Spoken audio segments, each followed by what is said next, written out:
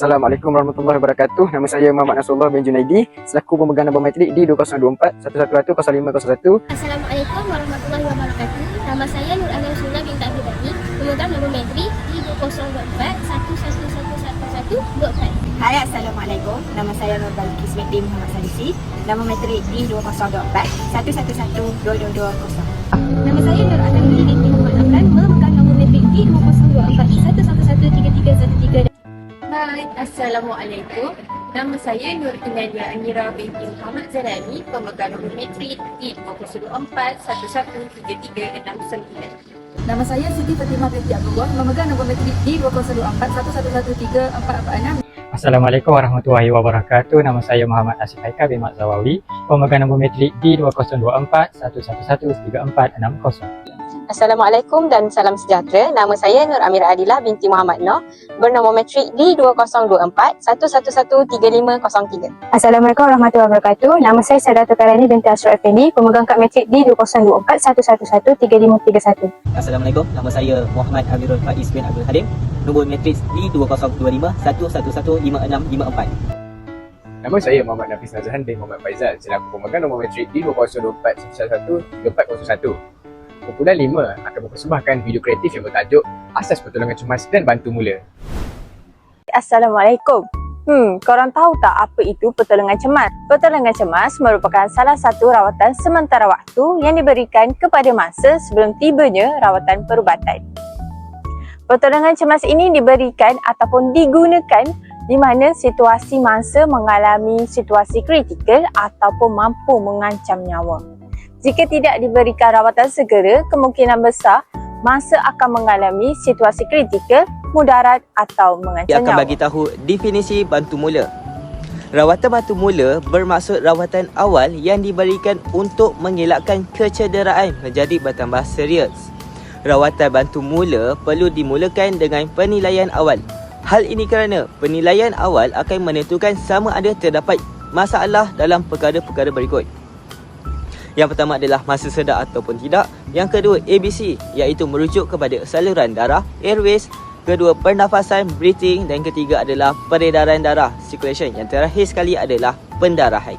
Itu saja. Objektif rawatan bantu awal yang pertama adalah untuk mengurangkan kesakitan dan juga kesengsaraan. Yang kedua untuk mencegah kesakitan daripada lebih teruk. Yang ketiga untuk menyelamatkan atau memelihara kehidupan.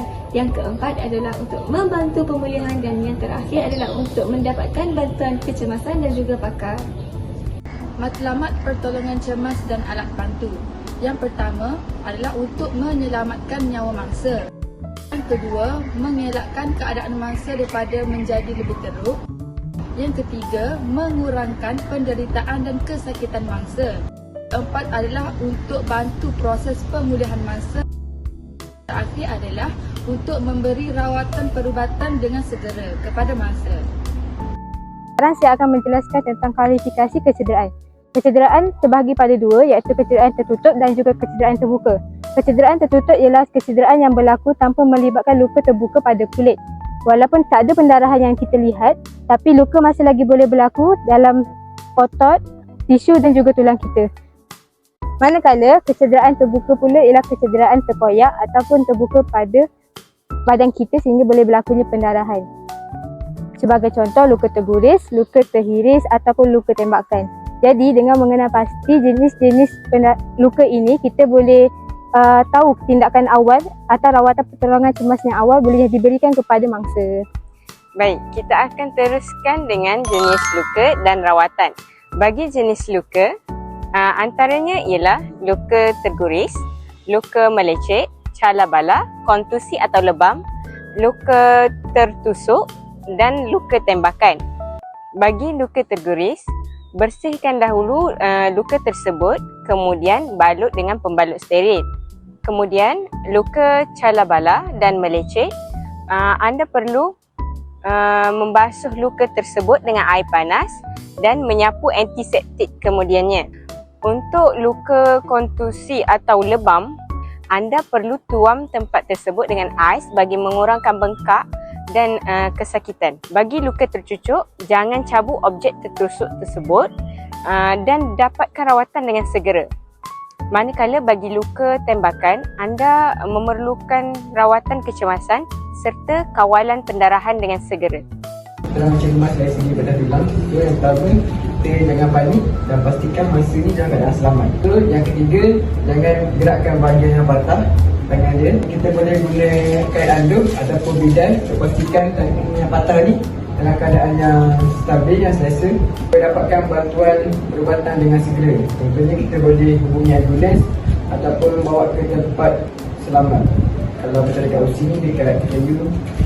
So, mulanya pertama untuk pertolongan cemas patah tulang ni, kita stabilkan tulang yang cedera dan dapatkan rawatan dengan segera. Assalamualaikum dan salam sejahtera. Dalam video ini, kita akan mempelajari jenis-jenis pembalut dan balutan yang digunakan dalam asas pertolongan cemas.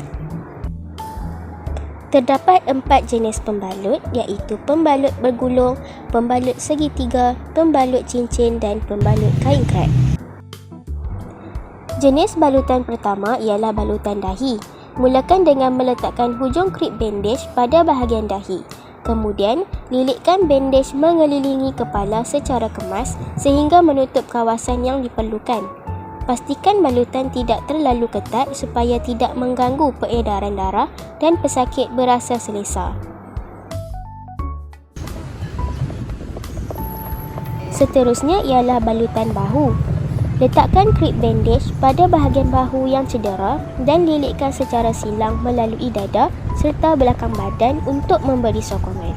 Balutan ini membantu menghadkan pergerakan bahu dan mengurangkan risiko kecederaan menjadi lebih teruk. Akhir sekali ialah balutan ibu jari.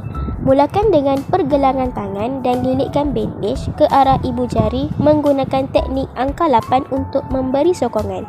Penggunaan krip bandage yang betul dapat membantu melindungi kecederaan dan memberi sokongan semasa proses pemulihan. Apa itu DRCAB ataupun Dr. Cap? D stand for danger, R stand for response, C stand for circulation, A stand for airways, and B stand for breathing.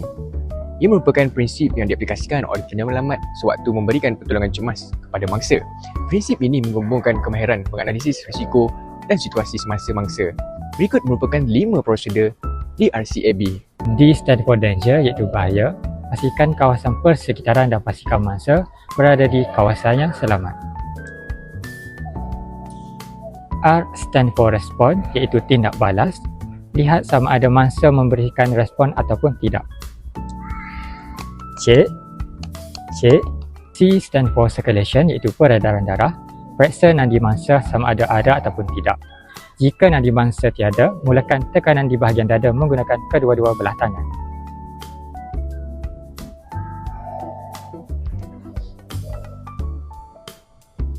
A stand for airways, iaitu saluran pernafasan. Pastikan saluran pernafasan mangsa tidak tersekat. Angkat dagu dan dongakkan kepala ke atas.